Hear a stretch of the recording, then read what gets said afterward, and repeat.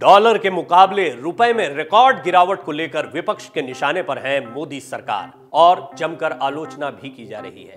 कांग्रेस के वरिष्ठ नेता और पूर्व केंद्रीय मंत्री पी चिदंबरम ने डॉलर के मुकाबले रुपए में रिकॉर्ड गिरावट को लेकर प्रधानमंत्री मोदी को बड़ी सलाह दी है। उन्होंने कहा कि प्रधानमंत्री मोदी से मेरा निवेदन है कि रुपए में यदि सुधार चाहते हैं तो उन्हें इस पर विचार करने के लिए तुरंत doctor Raghuram Rajan, doctor C Rangarajan, doctor Y Reddy, doctor Rakesh Mohan और श्री मोंटेक सिंह अहलूवालिया की बंद कमरे में बैठक बुलानी चाहिए। इस बैठक में वित्त मंत्री, आरबीआई गवर्नर और अधिकारी भी मौजूद होने चाहिए।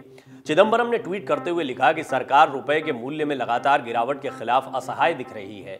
गिरते रुपए का असर मुद्रास्फीति, चालू खाता घाटे और ब्याज दरों पर पड़ता है। उन्होंने कहा कि सरकार को देश के पूर्व अर्थशास्त्रियों से अनुभव लेने की जरूरत है।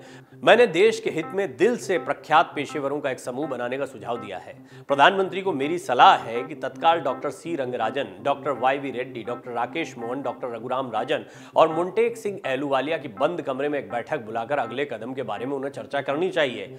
वित्त मंत्री और आरबीआई गवर्नर जाहिर तौर पर इसमें मौजूद होने चाहिए, ये बात भी उन्होंने कही है।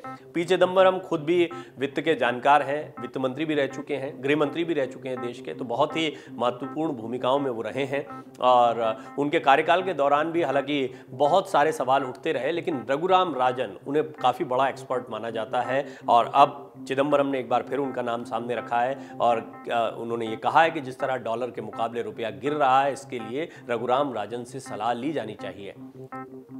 यूपीए शासन में रंगराजन, वाई रेड्डी और रघुराम राजन आरबीआई गवर्नर थे, राकेश मोहन डिप्टी गवर्नर थे, तो वहीं मोंटेक सिंह अहलूवालिया योजना आयोग के उपाध्यक्ष थे। तो ये सभी महत्वपूर्ण लोग थे जो उस समय पर वित्त व्यवस्था को या भारतीय अर्थव्यवस्था के महत्वपूर्ण फैसलों को देखते थे। इनकी सलाह मशवरे से ये सारी चीजें बनाई जाती थी। अब पी चिदंबरम कह रहे हैं कि आपको इन लोगों की सलाह लेनी चाहिए। हालांकि इशारों में वो ये कह रहे हैं कि आपकी जो टीम है वो शायद उतना अच्छा काम नहीं कर पा रही है जितना काम करना चाहिए उनको, और स्थितियां गड़बड़ा रही हैं। ये भी एक मैसेज देने की कोशिश पी चिदंबरम कर रहे हैं।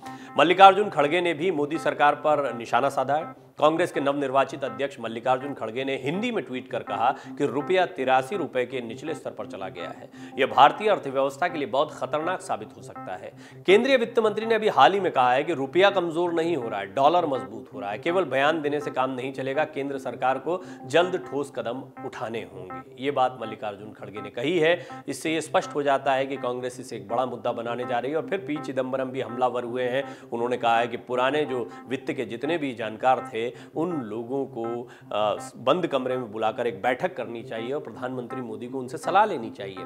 भाजपा और मोदी सरकार के कड़े आलोचक रहे रघुराम राजन, और यही वजह है कि उनकी पटरी नहीं बैठती मोदी सरकार से।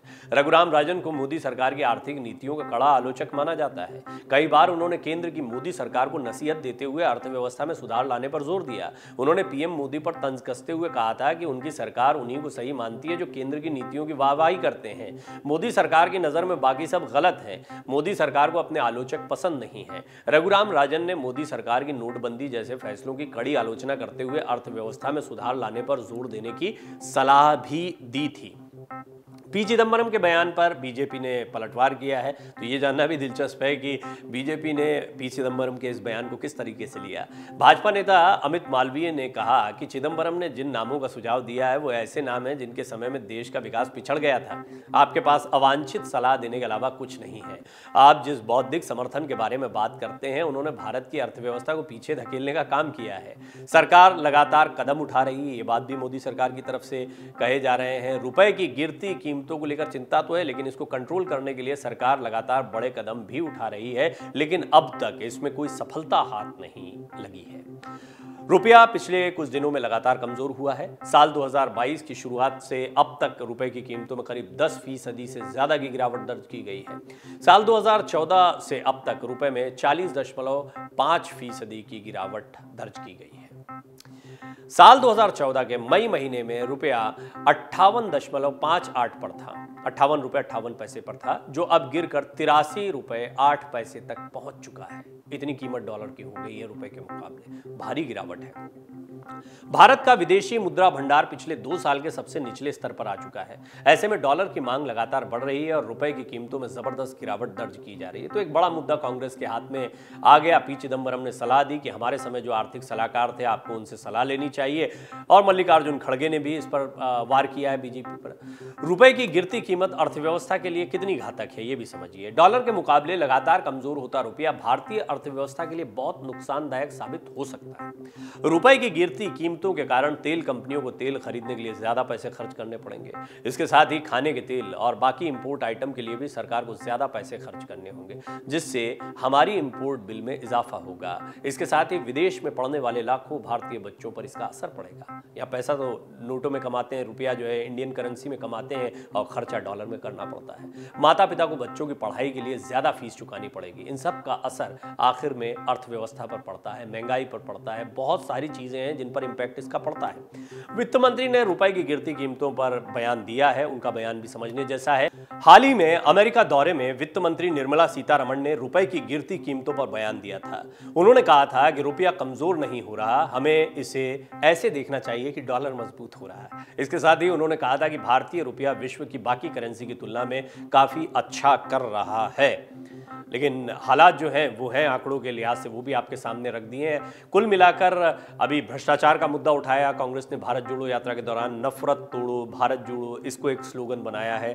तो सांप्रदायिकता है, भ्रष्टाचार है, इसके अलावा अर्थव्यवस्था एक बहुत महंगाई बेरोजगारी का मुद्दा तो उठाया जा रहा है, लेकिन अर्थव्यवस्था, अंतर्राष्ट्रीय स्तर पर रुपए की गिरती कीमत, ये भी कांग्रेस के सामने एक बड़ा मुद्दा। और निश्चित तौर पर आने वाले दिनों में भारत जोड़ो यात्रा के दौरान और कांग्रेस के अन्य मोर्चों पर यह मुद्दा आपको उठता हुआ दिखाई देगा।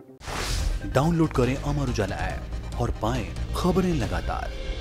अगर आप ये वीडियो YouTube पर देख रहे हैं तो हमारे चैनल को सब्सक्राइब करें और बेल आइकन को दबाना ना भूलें। अगर आप Facebook पर ये वीडियो देख रहे हैं तो हमारे पेज को लाइक करें।